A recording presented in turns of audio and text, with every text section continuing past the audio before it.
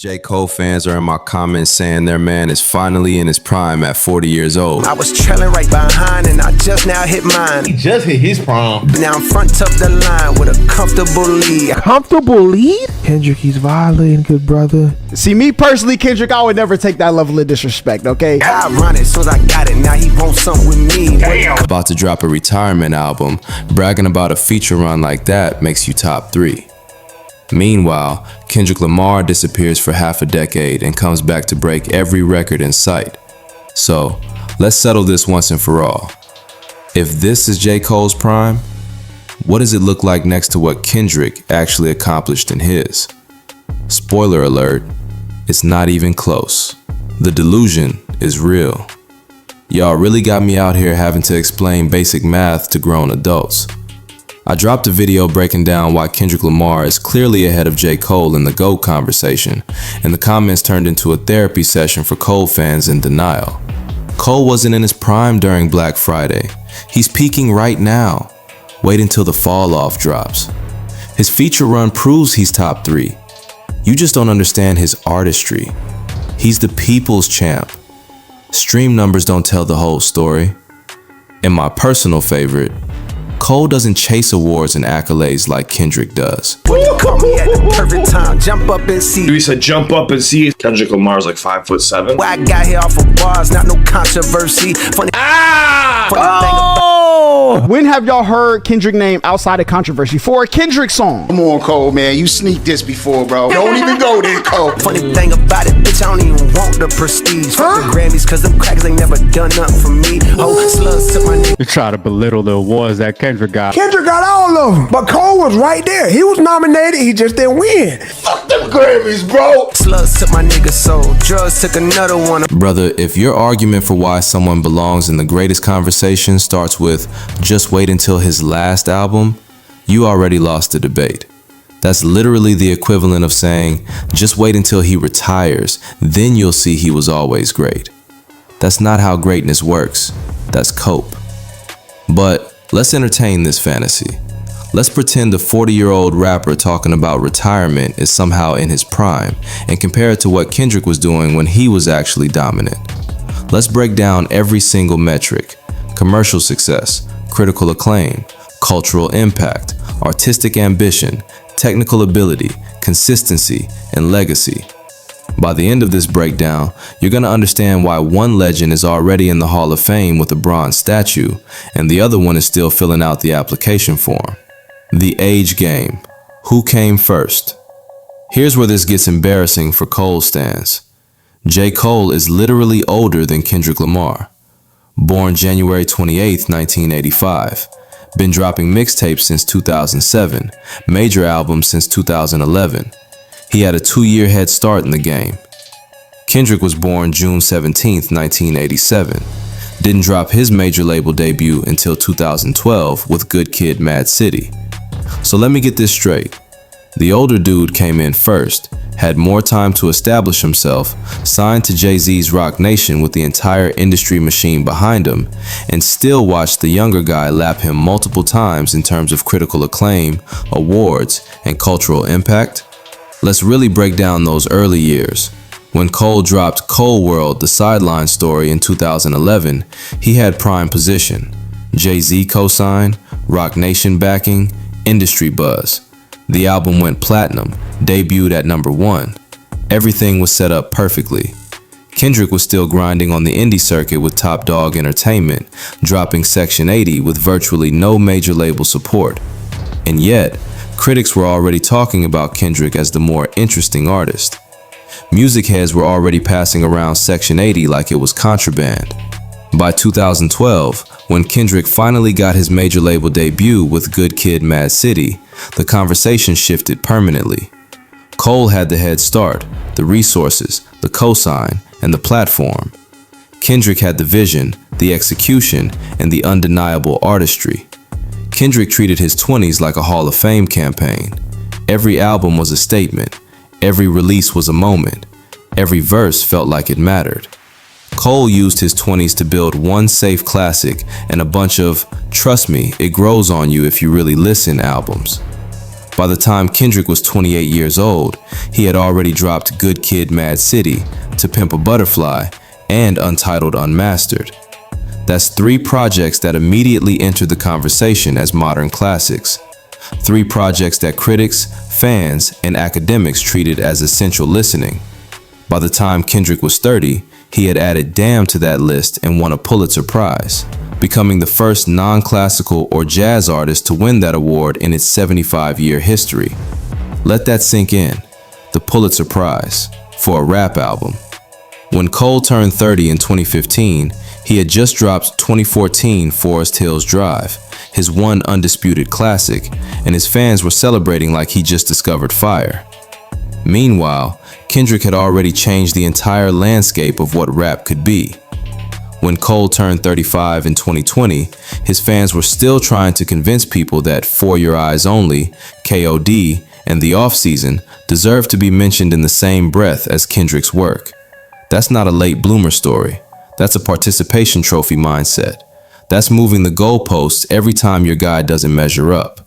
South can be at the top outside of J. Cole. Like, cause Cole is like he's low-key the real king of Southern hip hop. Stop. He made it to the highest. Did he not make it to the highest point? Talk that talk. Did he not make it to the highest point? Yeah, Why you feel that way? Did he not make it to the highest point? I'm from the Carolinas, but come on. Did he not make it to the? So you know he made it to the highest point. Did T.I. not make it to the highest point? What's the highest Did point? Outkast not make it to the highest point? Tip ain't make it high, bro. What? Cash don't count there. So wait, what's that number one movie and album in? Let's talk about this catalog conversation because this is where Cole fans reveal how desperate they really are. Even the most devoted Cole fans mostly agree on one thing. 2014 Forest Hills Drive is the clear classic. Some will ride hard for the warm-up or Friday Night Lights as mixtape classics. After that, every conversation becomes a 2,000-word essay about why critics don't understand his artistic growth, why the albums are ahead of their time, or why the concept reveals itself on the 47th listen. Born Sinner, it's underrated. People just weren't ready for the religious themes. For Your Eyes Only, it's a concept album about his friend who died. You just don't get it. KOD, the production is minimalist on purpose. The message about addiction is deep. The Off-Season, he's rapping his ass off. The bars are insane if you really listen. Every single album requires an explanation. With Kendrick, the argument isn't whether he has classics, it's which classic is the greatest. And that argument gets genuinely heated because all his albums are that strong. Some people ride for Good Kid, Mad City as the perfect concept album. It's a cinematic coming-of-age story set in Compton that plays like a movie. Every skit, every transition, every song connects. Critics immediately called it a classic. Fans immediately called it a classic. It debuted at number 2, went platinum multiple times, and has literally never left the cultural conversation. Others say To Pimp a Butterfly is the most ambitious rap album ever made, and they're not wrong. Kendrick took jazz, funk, spoken word, political commentary, and personal introspection and created something that transcended hip-hop.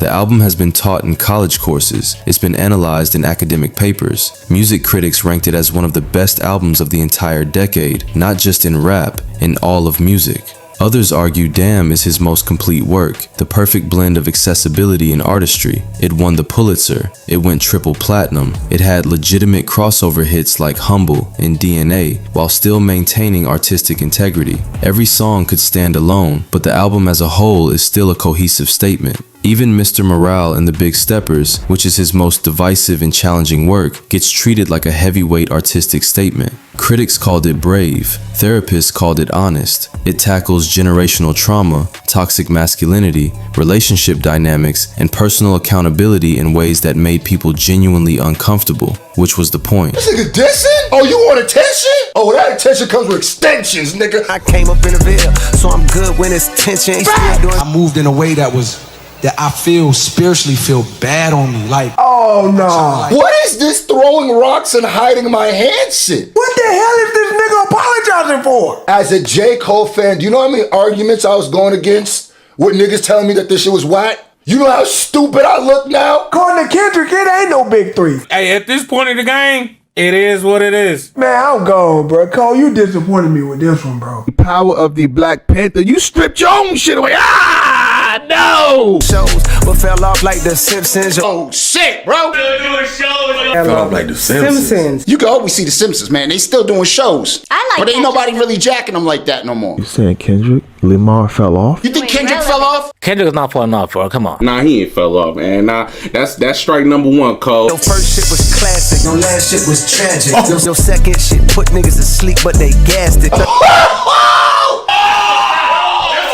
Oh my God. What? Bro, y'all not turning on a Pimp a Butterfly. To Pimp a Butterfly? It's One of the most influential albums of the last 10 years, probably. But Got that shit on my wall. He said Good Kid, Mad City was classic. Mr. Morale and the Big Step is he called tragic. I don't know if it was tragic, bro. It was still cool. I thought that was a good album. The nigga album went number 1. Go look at the stats. Third shit was massive, and that was your Cole's catalog discussion sounds like, nah bro, you just gotta sit with KOD for a few months. The production grows on you. The concept is deeper than you think. The bars reveal themselves over time. Kendrick's catalog discussion sounds like, which masterpiece changed your life first? Which one do you think is more important culturally? Which one shows more artistic ambition? One side is trying to convince you albums are good. The other side is ranking multiple classics on all-time lists and arguing about which generational work of art deserves the top spot. Do you see the difference? One catalog requires constant defense and explanation. The other catalog requires museum exhibits and college courses. And here's the thing that really exposes the gap. When publications like Rolling Stone, Pitchfork, Complex, or The Ringer make their best albums of the 2010s lists, how many J. Cole albums make the top 50? Usually just 2014 Forest Hills Drive, and even that rarely cracks the top 20. How many Kendrick albums make those same lists? All of them. Good Kid, Mad City, and To Pimp a Butterfly regularly appear in the top 5. Sometimes Damn joins them in the top 10. These aren't biased fan polls. These are professional critics, music historians, and cultural analysts who spend their entire careers studying and ranking music. The institutions that decide what matters have already spoken. The fall off, 2/6/26, the real is back. If Cole is the GOAT, ain't leaving your lips. Don't you ever bother opening them again. Jermaine. He rapped his story in reverse. The video was going backwards.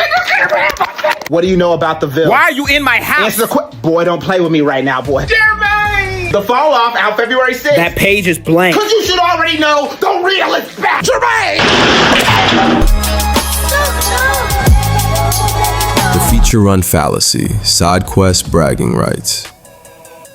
This is my favorite delusion from Cole stans because it's the exact same logic Drake fans use when the album conversation gets uncomfortable. But Cole's feature run though, he snapped on 21 Savage's a lot. He killed Wale's Beautiful Bliss. Did you hear him on Benny's track? His verse on Boblo Boat with Boss was crazy. Yes, Cole definitely outshines some people on their own songs. I'm not denying that. He's a talented rapper with excellent technical skills. But look at who he's beating. 21 Savage, Wale, Benny the Butcher. These are good to great rappers, sure. Some of them are excellent at what they do, but none of them have a Good Kid level concept album. None of them have a To Pimp a Butterfly level artistic statement. None of them have Kendrick's trophy case or cultural impact. None of them are in the GOAT conversation themselves. Bodying 21 Savage on A Lot is impressive, but 21 Savage has never been known as a lyrical heavyweight. That's like beating a swimmer in a running race and claiming you're faster than Usain Bolt. Features are side quests. Kendrick beat the game on story mode, unlocked all achievements, set world records, and got inducted into the Gaming Hall of Fame, while Cole is bragging about high scores on other people's levels. And let's be completely honest about Kendrick's features, because this is where the comparison gets even more embarrassing for Cole. When Kendrick hops on someone else's track, he doesn't just out-rap them, he creates cultural moments. His verse on Big Sean's Control literally changed hip-hop. But this is hip-hop, and them niggas should know what time it is. And that goes for Jamaica, Big Crit, Wale. Hear this, or something's coming, or you know what I'm saying? Like, it just seemed like all of a sudden it just fucked the whole game up. Yeah, and it wasn't like some people was like, man, have you heard this? Oh, it's gonna come. Give it about a week. It was like all of a sudden it hit, and everybody was affected. That one verse sparked weeks of conversation, responses from dozens of rappers, think pieces from music journalists, and forced the entire rap game to level up. Name one J. Cole feature that had that kind of impact. Kendrick's verse on Control had rappers from to Meek Mill, to B.O.B., to Joel Ortiz dropping response tracks. It had rap Twitter in shambles for weeks. It had mainstream media outlets covering hip-hop like never before. One verse, one guest appearance, cultural earthquake. Kendrick on No Nostalgia with Pusha T, legendary. Says Simon, red, blood on your diamond till you dying dead. Yeah. Till you dying dead. And them Kendrick about to go the fuck off. Oh man. Oh man. Fuck. No, cause I know he's about to kill this bitch. I was like, boy, does this much, did it take this long before? Or if there's so much suspense, nigga, I feel like this bitch is in slow motion. Like, I hate this. I hate this. You wanna see a dead body? Instrumentals from my mama's Christmas party. Instrumentals from my mama's Christmas party. You wanna see a dead body? Where Drake at? No, I'm stop. Let me stop. Oh, Kendrick's flow. He's just so unique, Kendrick, man.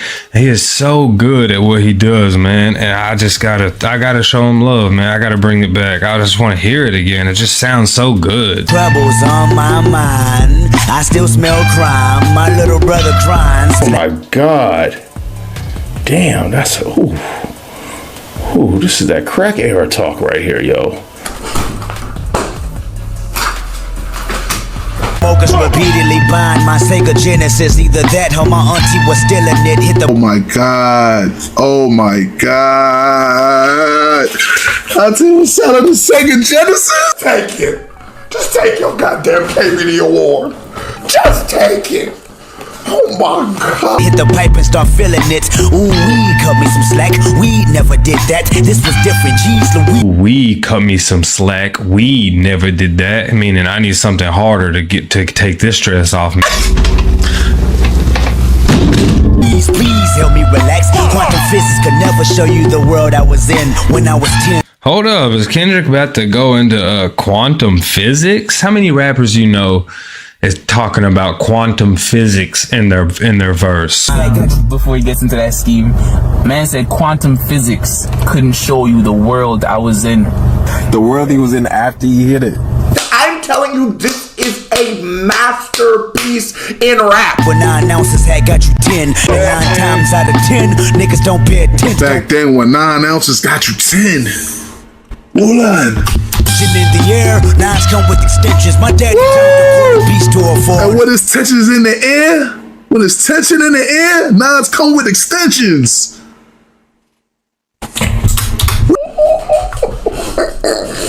L started selling Sophie's bubble bath. He took an L, so he lost it. So he either, I don't know whether he smoked the shit, he got locked up, he got robbed, but he lost all of it. So then now he's going back to those same junkies. That's why Kendrick is so damn good and so fucking unique. Nails misusing his pinky to treat his nose.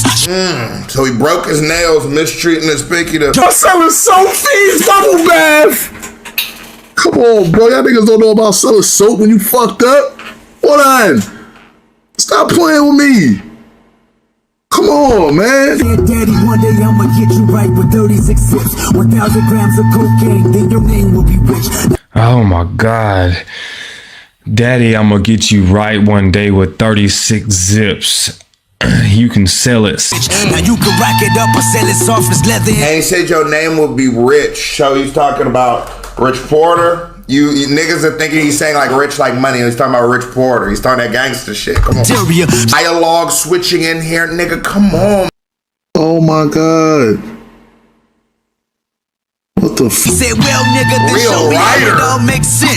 Go figure, motherfucker. Every verse is a brick. Flips it that essentially, nigga, I am the dope. I am the work. It's all selling Sophie's bubble bath. Go figure, motherfucker. The whole verse is a brick. Oh my God, that is hard right there. Reap what you sold. Same shit y'all smoking is my first day. Same shit that y'all was smoking is my profession. Let's get it.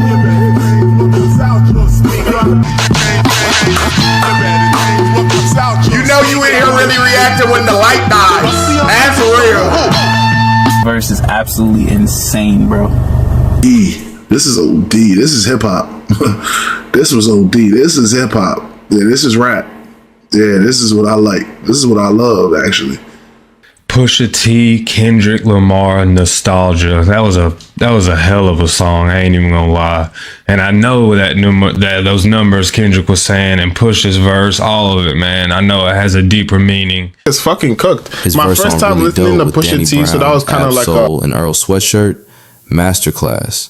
His feature on Travis Scott's Were you in the Goosebumps. studio with Kendrick when you recorded Nah, he sent me the verse like, yo. I wanna green like I wanna be like I wanna press my. I always saw that, yo, this song's so good. Yo, when that dude hit the high note, I was like, oh my God. Put your pussy on the pedestal. Put the pussy on the high. I think he make RBTs when he go in like, we about to do this Travis verse, we about to do all these verses and just line up everybody grave sites. Buy the building, burn the building, take your bitch, rebuild the building just to fuck some. I be wanna call him like, yo, who you mad at, bro? And that's why he the greatest artist, man, cause he got that focus of like, I don't care if it's a feature, I'm treating this like it's my song, barn ends out. Be the piper, pick the peppers, I can pick your brain and put your mind together. His verse on Future's Mask Off remix took an already massive song to another level. But no one is putting his catalog next to Kendrick's when it comes to historic, institutional recognition. No one is teaching J. Cole's lyrics at Harvard. No one is writing doctoral dissertations about the Plus, I live in his head rent-free, so miss me. Dum dum, knocking at your forehead from the inside, it's me. You can hold this son. The Smithsonian isn't asking for his handwritten lyrics to preserve for future generations.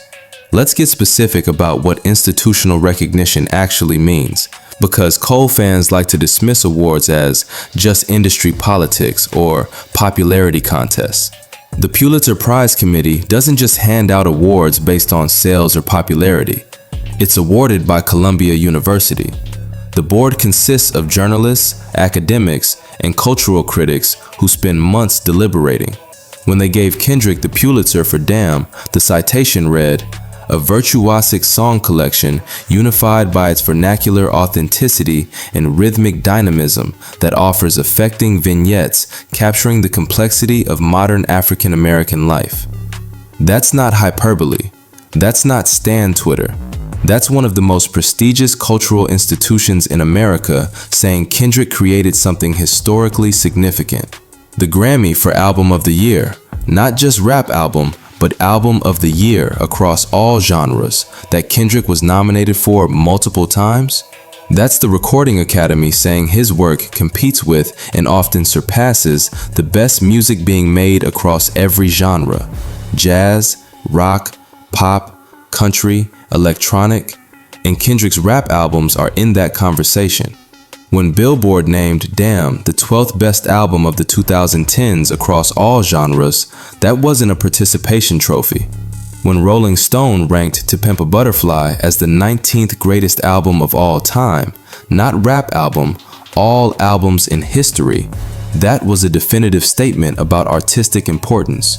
Here's the really painful part for Cole fans.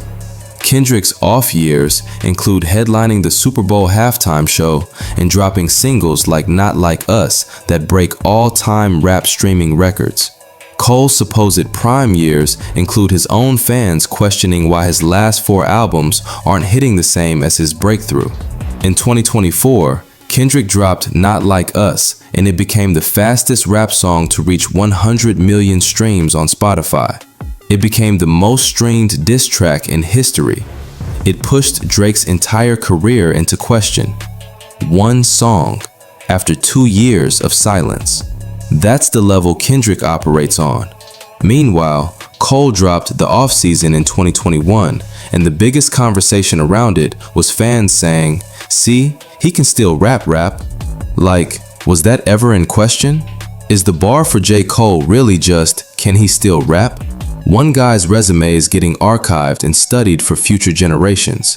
The other guy's resume is getting defended in Reddit comment sections with paragraphs that start with, "Y'all just don't understand."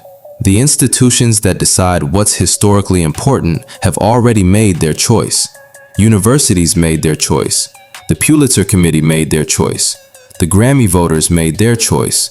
Music critics made their choice. Cultural historians made their choice. And it's not close. The Disappearing Act, Vacation Greatness. Here's the part that should embarrass every Cole fan who's still arguing this. Kendrick takes 4-year breaks and still comes back like he never left. Actually, he comes back stronger every single time. After a 5-year gap between Damn and Mr. Morale and the Big Steppers, what happened? Kendrick debuted at number 1 with 295,000 album equivalent units in the first week. Then he turned the Big Steppers tour into the highest grossing rap tour of all time. Over $110 million off around 900,000 tickets sold across 73 shows, breaking Drake's previous record of $78 million. Let that sink in. Kendrick disappeared for 5 years, came back with an experimental, challenging double album that made people uncomfortable, toured it, broke the all-time record for highest grossing rap tour, while taking years off in between albums. Then in 2024, after being relatively quiet for 2 years, he drops Not Like Us during the Drake beef and breaks every streaming record in rap history while simultaneously pushing multiple old albums back up the charts. Good Kid, Mad City re-entered the Billboard 200 12 years after its release. To Pimp a Butterfly saw a 400% streaming increase. His entire catalog got a resurgence because one song reminded everyone who the king is. Meanwhile, Cole stays active, drops consistently every 2 to 3 years like clockwork, tours regularly, does festivals, releases features, and his fans are still praying that one last album at age 40 finally proves he belonged in the conversation all along. Think about the absurdity of that dynamic. Kendrick works less frequently and achieves more. Cole works more frequently and has to constantly defend his position. Down, back in the town. Switching sides like the tassel on the cap and the gown. I'm fully loaded, nigga. I can drop 2 classics right now. Do it. He said he can drop 2 classics. Hey, chill out, man. Conductor. Fall off on the way, nigga. Shout out to Conductor Williams for this beat.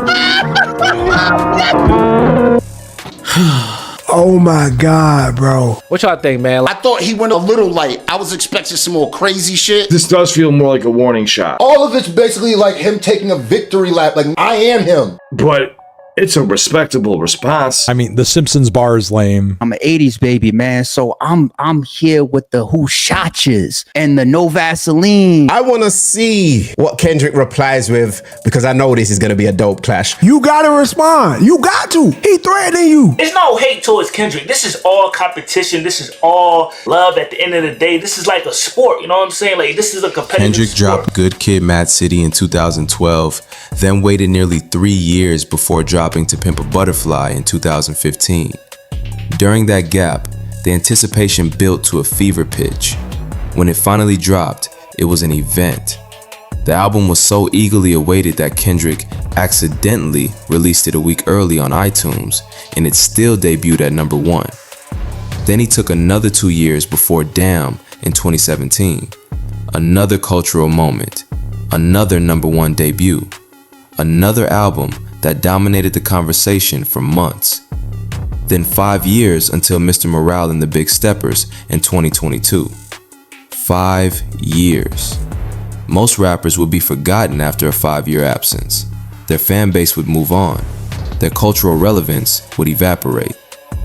Kendrick came back and broke touring records.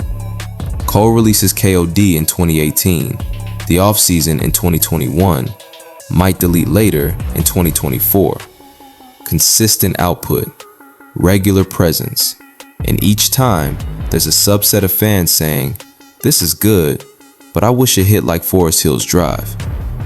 Kendrick can clock out for half a decade and return to break history. Cole works overtime for respect that Kendrick earned on his lunch break. This isn't even a competition. It's an example of efficiency versus effort. It's the difference between someone who makes every shot count versus someone who takes a lot of shots hoping one goes viral. And let's be clear, I'm not saying consistency is bad. I'm saying if you're working twice as hard and still not achieving the same level of recognition, that should tell you something about the quality gap. The retirement prime contradiction. This is where Cole fan logic completely falls apart like a house of cards in a hurricane. They want to call this his prime, while he's openly talking about being at peace with retiring. Cole has literally laid out a roadmap that ends with the fall off. Fans and media are framing it as the end game, the last big statement, the project that's supposed to finally cement his legacy. He's been talking about this being his last album for years. The anticipation is building around the idea that this is his final chance to prove something. So when people say he's in his prime right now, they're basically admitting it took him until age 40 on his possible last album to try and reach a level Kendrick was hitting at 28. Think about how backwards that sounds. This is his prime because he's about to retire and finally prove he was great. That's not a prime. That's a last-ditch effort. That's a Hail Mary pass. That's a closing argument.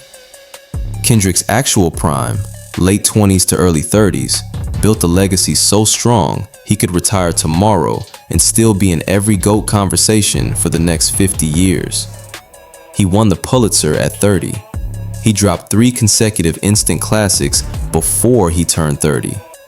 His prime was so dominant that he set the standard for an entire generation. Cole's prime is a retirement plan. It's a one more chance narrative. It's fans and media saying, hopefully this album finally puts him in the conversation. You can't call it a prime when the entire pitch is, please let this last album prove he belonged next to Kendrick the whole time. That's not a prime.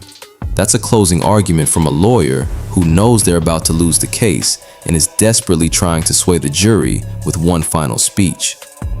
Think about what actual primes look like in hip-hop history. Jay-Z's prime was Reasonable Doubt through the Black Album, a nearly decade-long run where every album was either a classic or a commercial juggernaut, usually both. Nas's prime was Illmatic and It Was Written when he was in his early 20s. Eminem's prime was the Marshall Mathers trilogy when he was dominating both critically and commercially. Those were primes. Those were periods where the artist was unstoppable, undeniable, and operating at a level above everyone else. Those were eras where every release was an event and the quality was unquestionable. Cole's supposed prime is hoping his last album lands. That's not how this works. And the craziest part, even if the fall off is incredible, even if it's a legitimate 10 out of 10 masterpiece, one great album at the end of your career doesn't constitute a prime. It constitutes a great final statement. There's a difference.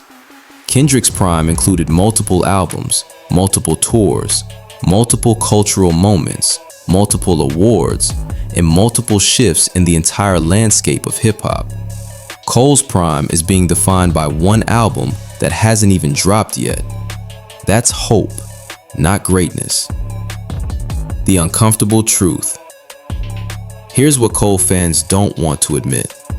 J. Cole is a very good rapper who happened to emerge during the era of a generational great. That's not an insult. That's just timing. That's bad luck. That's being born in the same era as Michael Jordan and trying to claim you're just as good because you average 25 points per game. Nah, it's up. It's up. Nah, bro, PG lane, bro. I'm falling down. This what you doing, man? They wanna jump and shit. We got, okay, who is it? We got Cole, we got Drake. Shit, all of Dreamville. Bro, I swear to God, bro, Metro better stop cheating. We were hell's founded, born sinning, and I never leave the studio, that's how I found it. Somehow I'm looked at as a god, the rap savior. Since I ain't get your family ties, I make them pay for your behavior. What you talk cheap, what I talk pay me more than them NBA players. Always better on paper.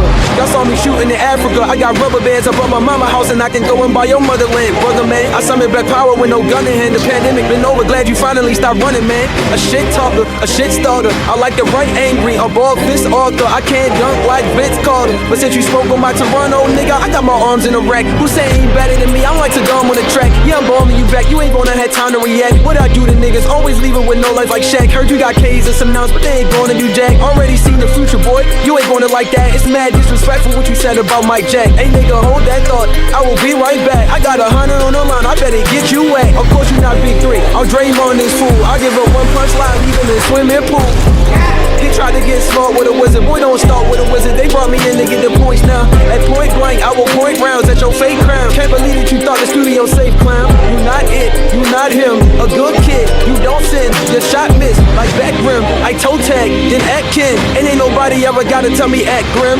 Sit down, little bitch, I'm here to humble you. Quit all that damn yapping, couldn't kill me if you wanted to, it's cold.